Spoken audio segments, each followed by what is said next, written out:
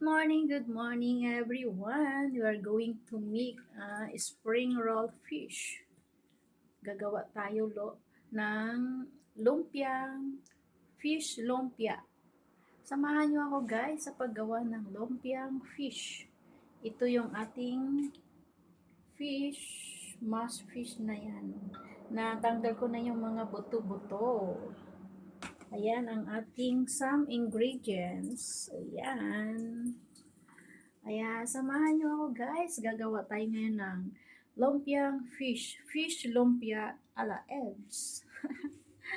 Samahan nyo ako para makita nyo ang aking paggawa. Igigisa muna natin ang mga ingredients. Some ingredients. The fish. Especially the fish. Para hindi siya malangsa. Igigisa natin sa bawang, luya, sibuyas. Ayan. Let's go! On na natin. Ayan. Hello guys, for today's vlog, gagawa tayo ng spring roll fish. This is the fish.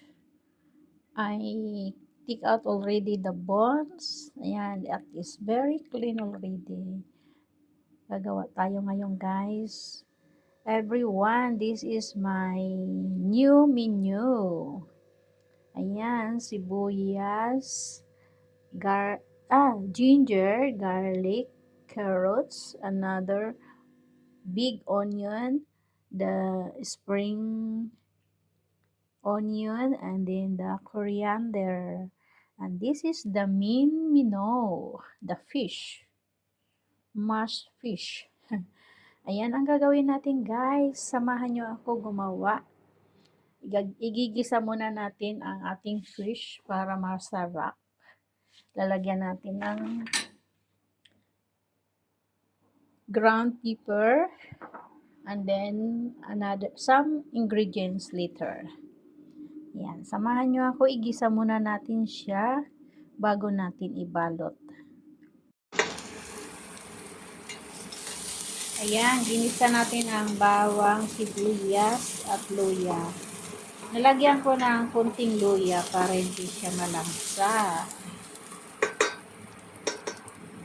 Saka ilagay na natin ang fish. Ayan. Bango yung luya. Nag-amoy na yung luya.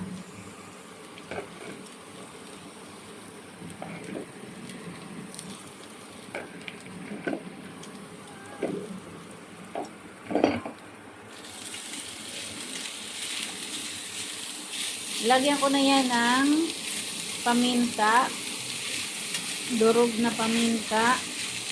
Wala tayo yung black durog lang siya na paminta.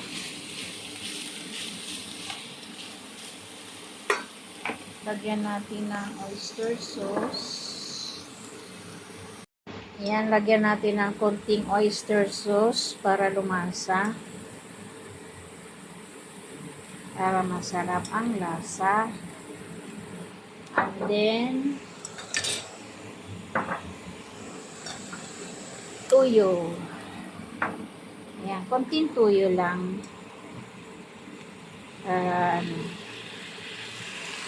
Nagkaroon ng kulay. And then ang ating pink salt. Ayan, pink salt yan. Himalayan salt. Healthy salt. Haluin na natin.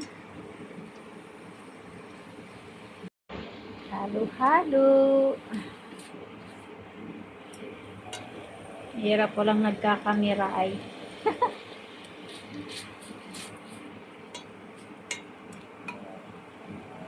Ayan natin siya matuyo ng husto. At kumapit yung lasa ng tuyo at saka oyster sauce para masarap. Sorry guys, maingay yung ating exhaust rinse food. Ayan.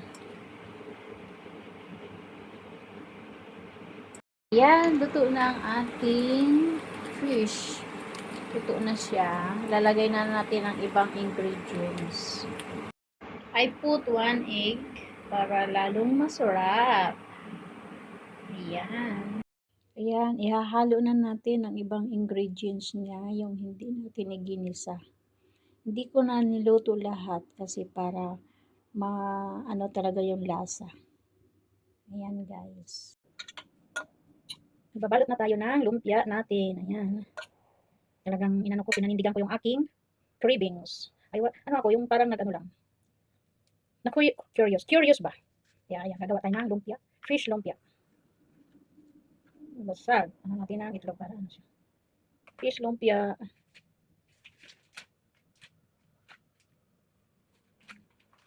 Lapad ang ating pangbalot. Sana magkasya itong ating pambalot. Ayan. Parang nagugutom na ako guys. Kain muna kaya ako. Ay, wala pa pala ako kanin. Di pa luto ang ating kanin. Kasi nakalimutan ko. In-steam ko muna itong isda. Saka ko lagyan ng mga ingredients. Ayan. Sana pagkasyahin itong ating pambalot. Pero parang madami po. Pag nilakihan ko kaya din hati-hati na lang. Litsi na lang, litsi. Ito ng ating kanin. Gawa tayo nito sa probinsya.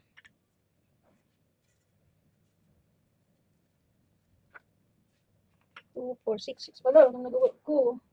Sana magkasya ang ating pambalot.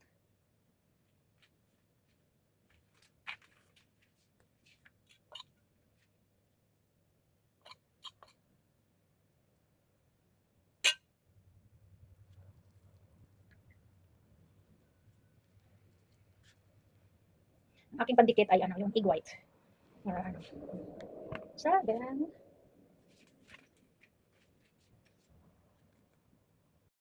Babalot tayo ng lumpia, fish lumpia. Gawin ko to business sa Pinas. Order kayo guys ha. Business ko to sa Pinas. Pag uwi ko na. Yung mga mahilig sa lumpia, order lang kayo sa akin. Ay, dahan-dahan kasi kulangan tayo ng lumpia. Bababa ka pa sa welcome malayo. Pwede rin. Pero hindi tayo sure kung mayroon lumpia wrapper diyan sa baba sa welcome. Kasi bihira tayo pumunta diyan sa welcome diyan sa baba sa may Scenic Villa kasi napakatarik ng lugar na yun. Pagpaakyat nakakapagod, alam niyo ba guys.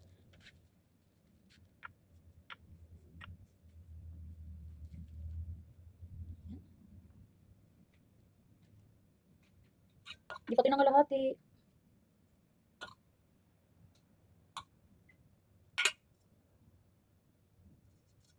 Minsan may nakikita pa akong maliit na tinik. Pero pag prinito na to siguro hindi na matinik. Wala na yung mga tinik, talagang inan ko yun eh. Meron lang na sasama. Itong pambalot ang Toronto, malalaki siya. Lalaki niya malaki siya 8.5 square.